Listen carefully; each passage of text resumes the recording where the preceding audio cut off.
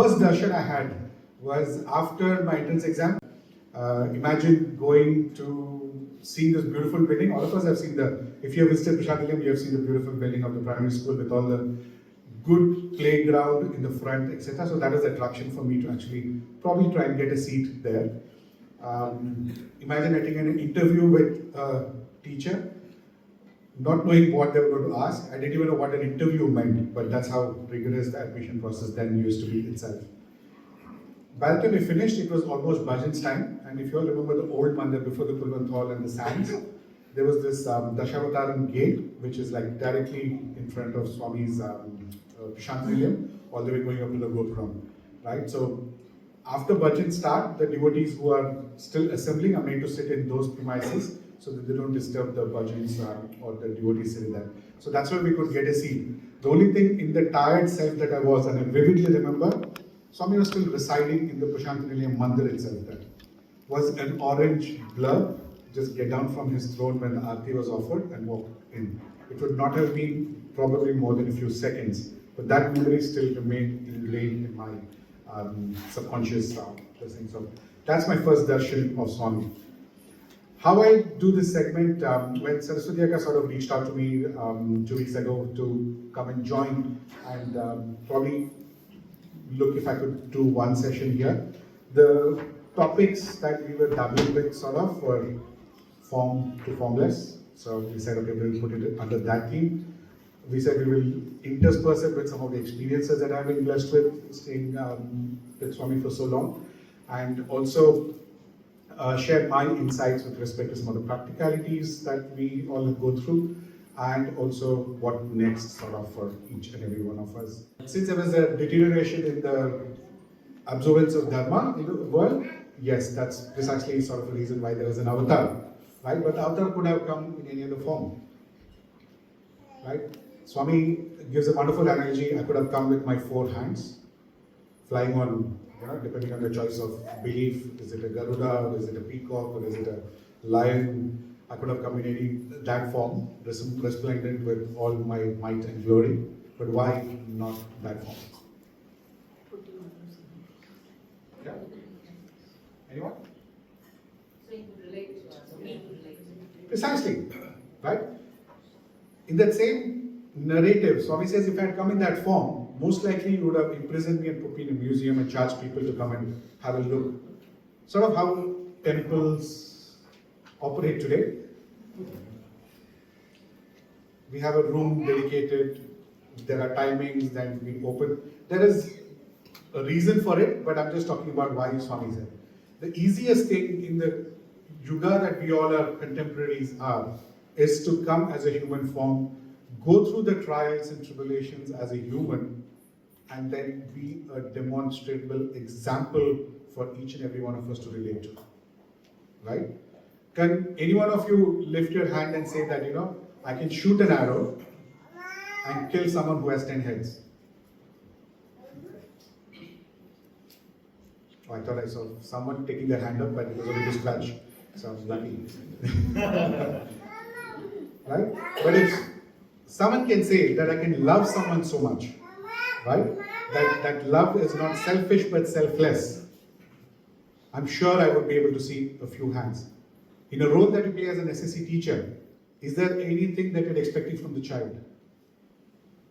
Any of the coordinators who relentlessly pursue to get the design, logistics, etc. of this event occur, did they do it with a reward in return? It is that, right? And that is only something that we have seen someone demonstrate it to us. We have heard about someone who has demonstrated it to us so beautifully that we have been able to do it.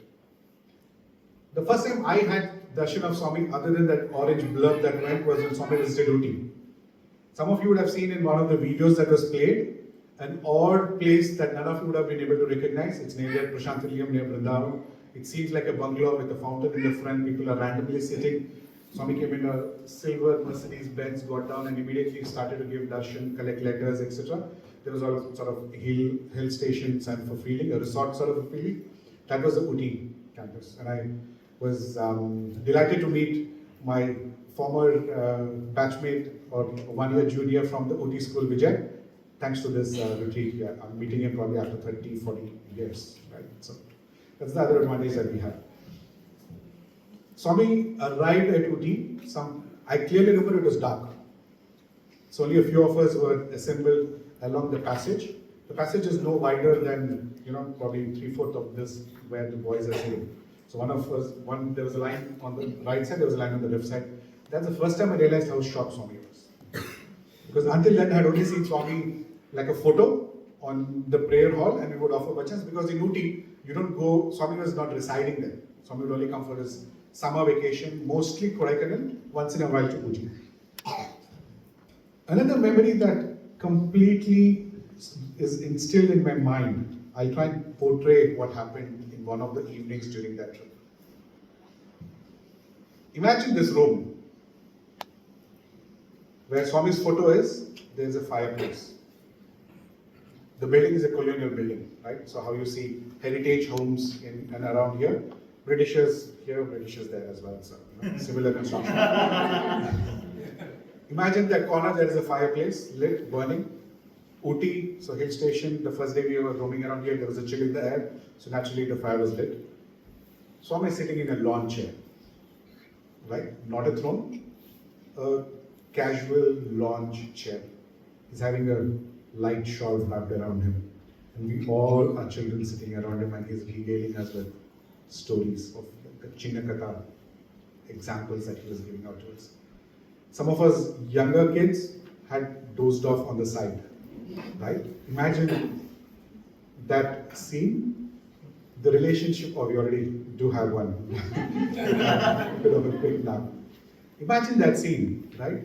If there was no form, me as a child to relate to Swami would have been so much more difficult. I would have been still in a frame of mind of a photo, sitting on a throne, and I'm randomly singing bhajans because that's how we were taught.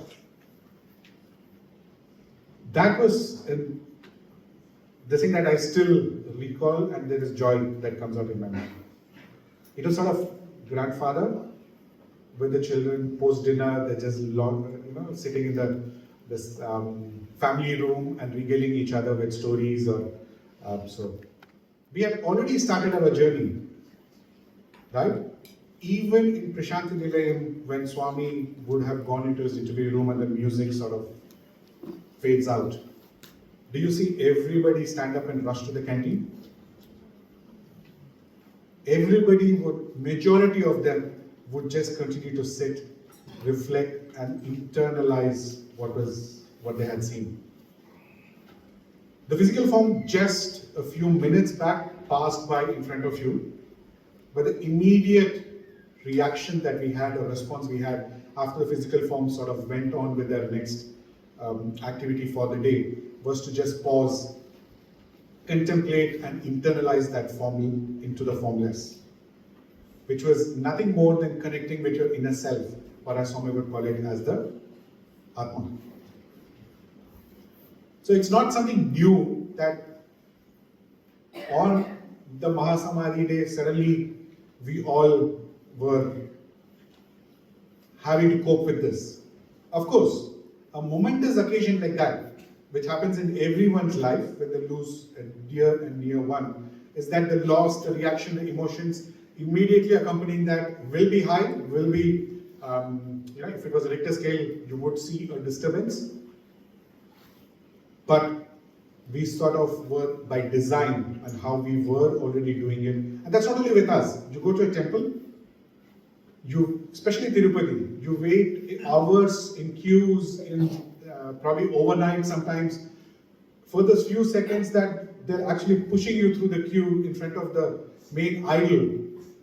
The moment you have your glimpse, the very next second you close your eyes. Or after you come out, if you have been conscious enough to keep your eyes open, imbibe that in so much detail, because the idol is not as simple as how Swami is. There's a lot of various attributes to that idol. If you have sort of wanted to get your eyes on every attribute of it, the first thing you do after you come out of that main sanctum sanctorum is to find a quiet corner, sit down, and then internalize it. So by design, we have had our experiences where we have been in the form. We have loved the form. but we have also sort of practiced in some form or manner the formless and connecting with the formless. And more so, if I were to look at devotees from here, it's not like India that you suddenly decided, okay, I'm going to jump onto a train and, overnight or in 2 days reach Prasanthi Nilayam, have my darshan and come back. You were most likely seeing Swami once in a few years, and during that few days that you were there, consuming enough to take you through the next period that you're going to be physically away from Swami.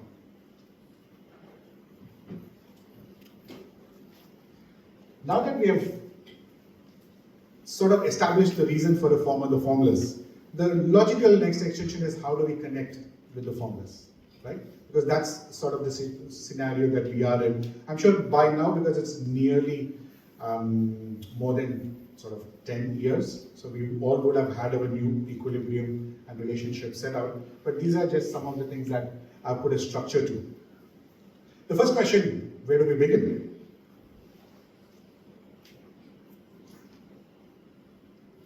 Any suggestions? Anyone wants to share what they have sort of found there? Let me try and prod you.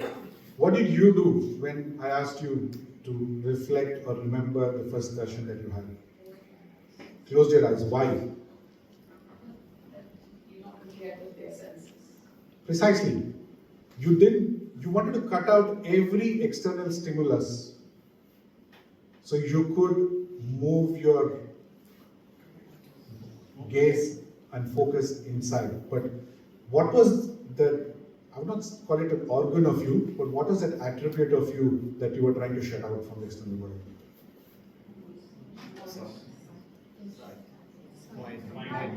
It's your mind. That is what you wanted to still, right? So I think that is where we need to start with.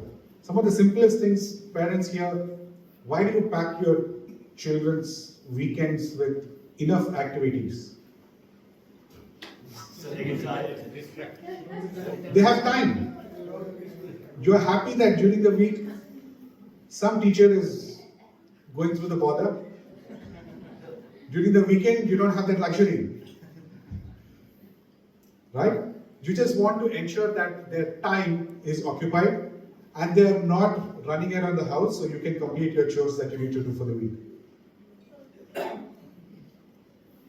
The logical next question. So it's always a correlation of mind and time, right? And Swami beautifully says monkey mind, because anytime you have idle, that is when, the creativity, either in the positive way or the negative way, starts to play up with all of us.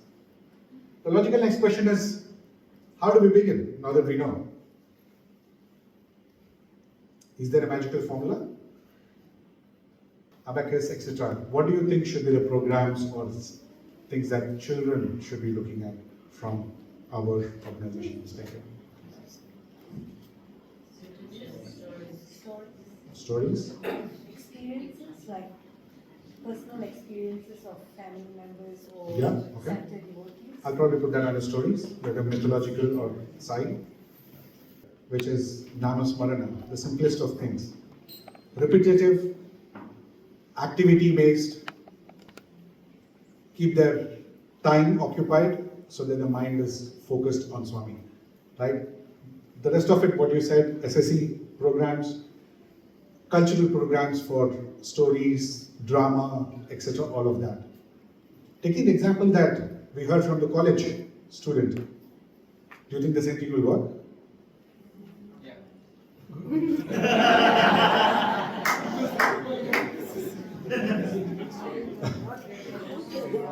Right? Okay, let me ask the young adults, what kind of activities or engagements would you think you should be having to feel connected with Swami? Satsang sessions, yes? Group discussions. Group discussions? Yeah. These is, I think, the stage when sadhana in its simplest form needs to commence. Like, let's take the example of how you approach your academics, right? While your mother would have asked you a year ago, but after that it was you forming your own method to the madness that is in front of you. Right? You decided what's my best way.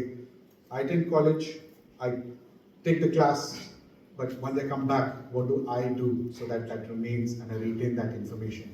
Do I need to do homework? Do I need to do assignments? Do I need to... She didn't have to track you at all, right?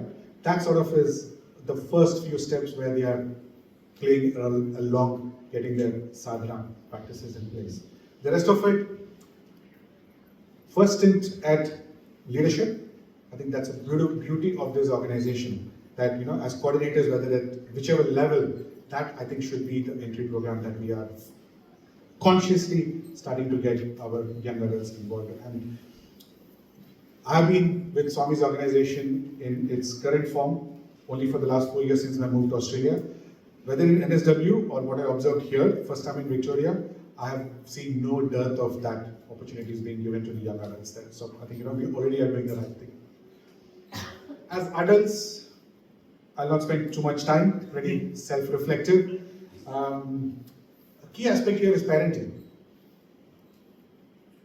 Right? Along with every other activity, it's also parenting. Because SSE happens once, 30 minutes to an hour a week. But they see 24 hours or so when they are at home and they learn. That's also a sadhana that each of us is doing. And then the other activities of service. And I think brother beautifully said service, something that a thread that he picked up in what he heard on day one, Narayana in the Nara through the service activity. I think that is the beauty of the service thing. Seniors,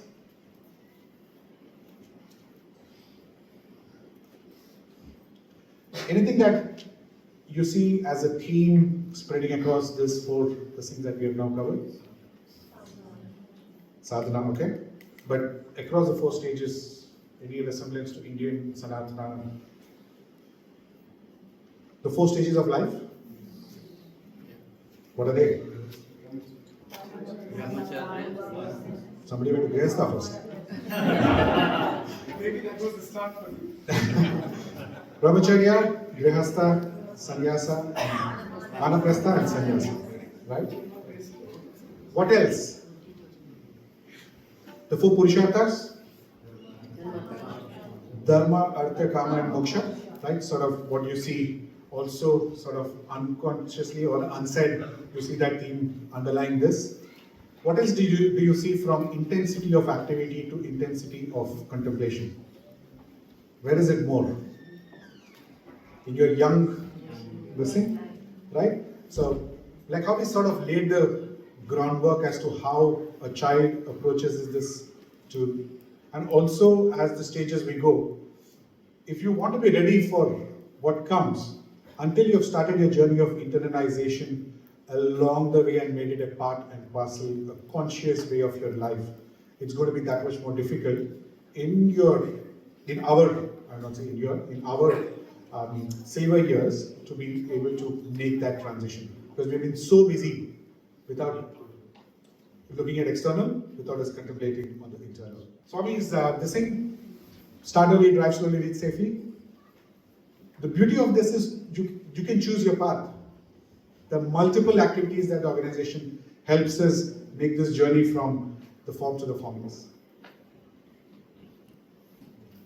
The logical expression, we know what we have to do, how we have to do it.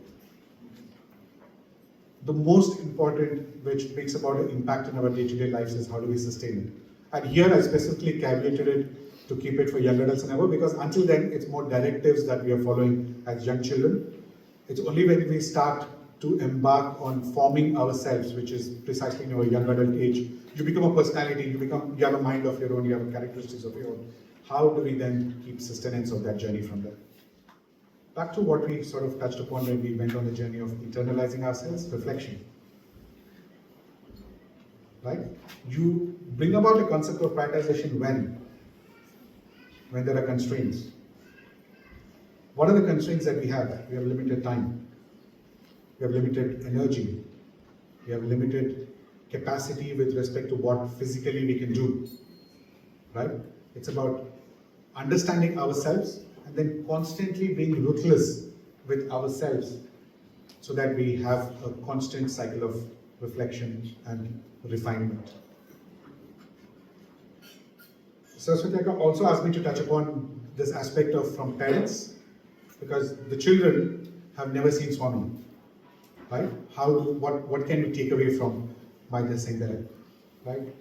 The beauty that, not the beauty, but the difference that I had growing up was 15 years, I've seen my parents only for 2 months a year when I was on vacation, because I was always in the hostel in Prasanthi Pilgrimage. So I may not be the best person to tell how my takeaways in this aspect are, but when I sort of reflected and thought, I thought the additional responsibility that comes for parents is, in your role as a parent, you also have your children who are observing and learning from your behavior.